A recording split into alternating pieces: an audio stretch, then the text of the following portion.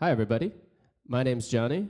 I'm the Queer POTUS, and I'm here to talk to you today about the mysterious death of Zachary Taylor. On a scorching July day in 1850, Andrew Pickens Butler of South Carolina was delivering a passionate defense of slavery in the Senate chamber.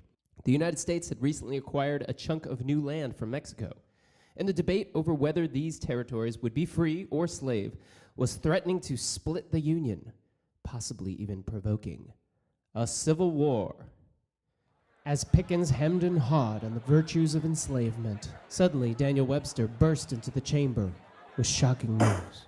A great misfortune threatens the nation. The President of the United States is dying and may not survive the day. Rumors spread across town that President Zachary Taylor was gravely ill, and before long, doctors rushed to the aid of the president. For 5 painful days, Taylor remained bedridden, accompanied by his doctors, family, and friends. On July 9th, 1850, he died. In the official explanation, Taylor's death was caused by gastroenteritis, induced by a plate of raw cherries and sour milk, which the president consumed hours before getting sick. But did President Taylor die of natural causes? Or was there foul play? It's not hard to understand the roots of the Taylor assassination theory when you consider what kind of turmoil the country was embroiled in during his presidency. He came to power in 1849 at the end of the Mexican War, during which the country acquired a giant chunk of land in the west. Would-be settlers in the crowded east were looking westward with glee, particularly after gold was discovered in California, which hinted that this land may be overflowing with riches. Free state Northerners hoped the federal government would ban slavery in the new territories, but the South would not be cut out so easily. That year in the Congress, an omnibus spending bill came up, and many hoped a compromise could be reached that would settle the question in a way that satisfied all parties. You may recall the recent omnibus, which split the Congress over the divisive issue of funding a border wall. When the compromise was finally reached, many complained that it clearly heavily favored the slave interests, but the Southern representatives didn't feel too worried about that. After all, the President of the United States, Zachary Taylor, was a Louisiana plantation owner who himself kept hundreds of slaves. To their shock, Taylor denounced the bill in stark terms, doling out special criticism for its proposed Fugitive Slave Act. Taylor may have been a slaveholder himself, but he also harbored a deep suspicion about the slave power in the United States. During the Mexican War, General Zachary Taylor had seen how his participation helped to illegally steal land from Mexico for the purpose of helping spread slavery further west. And thus, President Taylor saw the politicians who represented slave interests as warmongering, expansionist extremists. If he didn't stop them, no one would. When the Southern representatives began to bully President Taylor, he threatened to start hanging Southern politicians as traitors, promising to start with his own son-in-law, Mississippi Senator Jefferson Davis. With peace hanging by a thread, and a seemingly unstable president, the country seemed poised to be torn down into a civil war. One guy who wasn't nearly as triggered by the compromise was Vice President Millard Fillmore. As vice president, one of Millard Fillmore's duties included presiding over the Senate. Taylor expected Fillmore to cast a tie-breaking vote against the compromise bill, but Fillmore began hinting he might break with the administration and vote in favor of the compromise. The battle that came to dominate Taylor's presidency raged on, and Taylor only became more hawkish as the days passed. Then, when the future of the Union seemed to hinge on one man, that man unexpectedly died. By the following September, a relieved President Fillmore signed the Compromise Bill of 1850 into law. This ended the crisis and triggered massive celebrations in the Capitol. Fillmore's compromise averted a civil war, but its fugitive slave law would terrorize Black Americans and deepen Northern resentment against slavery over the following decade, setting the country up for its even bigger crisis in 1861.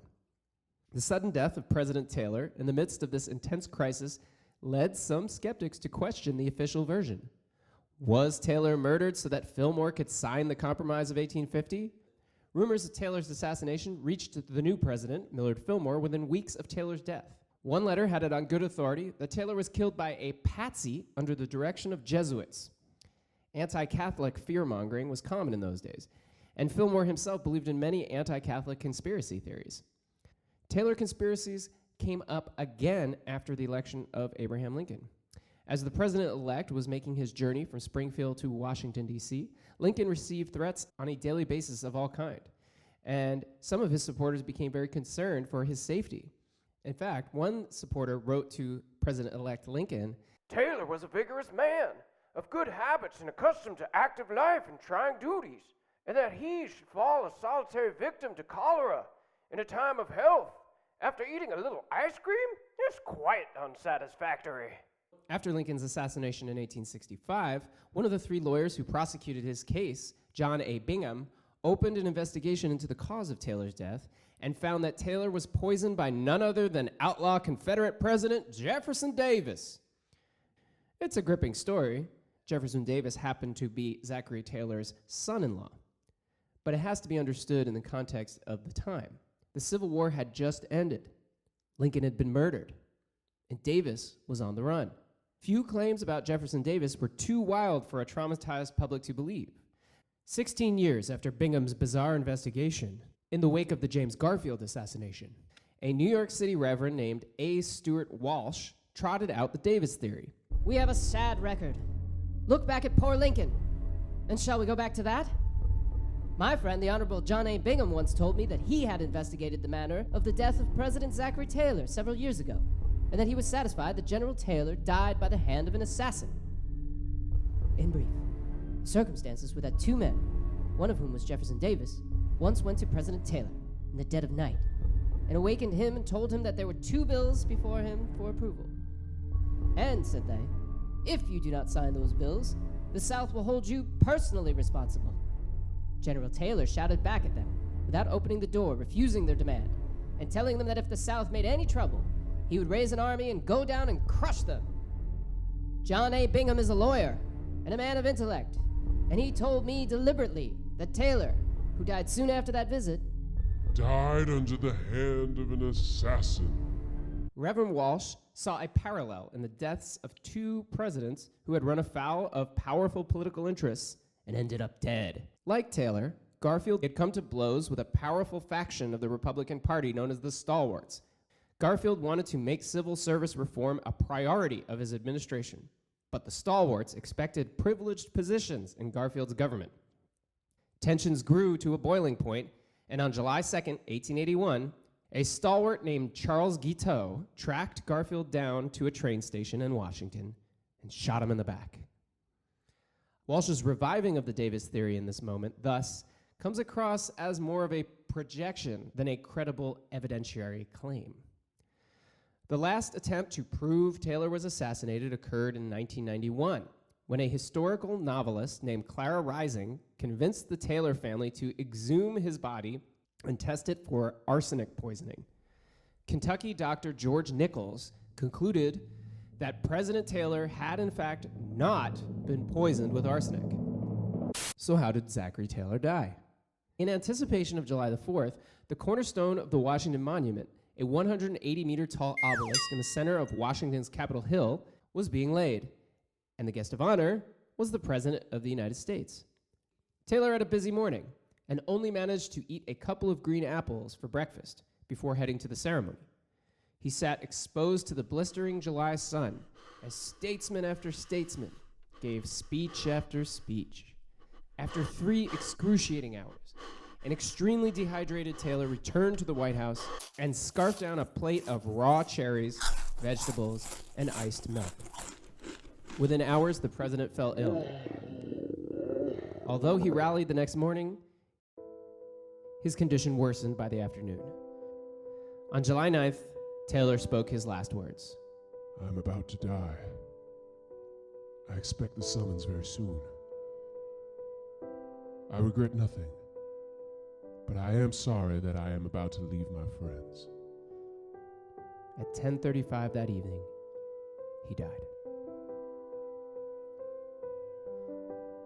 Thank you all for listening to my program on Zachary Taylor and his mysterious death. If you liked what you saw, please hit the like button underneath. If you want to learn more about presidents, this is the first video that I've done, and I'll be doing many more. Hit that subscribe button, and you will be informed as more videos come out. If you're looking for some deeper meaning in all this, I'm not sure I can help, but I can offer something approaching a moral to the story. What Taylor's death actually teaches us is never to underestimate the importance of diet, environment, and proper medical care. Taylor lived in one of the dirtiest, most disease-ridden cities in the country, Washington, D.C. Woo! Washington's summers were especially brutal, and swampy conditions attracted hordes of mosquitoes. The sewer system was underdeveloped, and sewage in the stifling heat could often make the air poisonous. Taylor wasn't the only one to suffer from unsanitary conditions in Washington. Both of Abraham Lincoln's youngest sons caught typhoid in December of 1862. 12-year-old Willie died. First Lady Lucretia Garfield had a brush with death after contracting malaria during her first few months at the White House. To make matters worse, Taylor's doctors indulged in all kinds of ill-advised and downright medieval treatments to save the president. Perhaps more crucially, they lacked an understanding of the germ theory of disease and didn't remotely observe modern sanitary standards. Ironically, Garfield also fell victim to the ill-informed tinkering of doctors who didn't wash their hands. As a Washington resident in 1850, the 65-year-old Taylor was daily exposed to conditions that could have snatched his life away at any moment. All it took was a bad breakfast and a hot day to take the president out. Perhaps if he had been able to spend his summers at the Soldiers' Home on the breezy hilltop outside the city, like his successors James Buchanan and Abraham Lincoln, he might have survived the summer of 1850. But alas, in history, there are no second chances.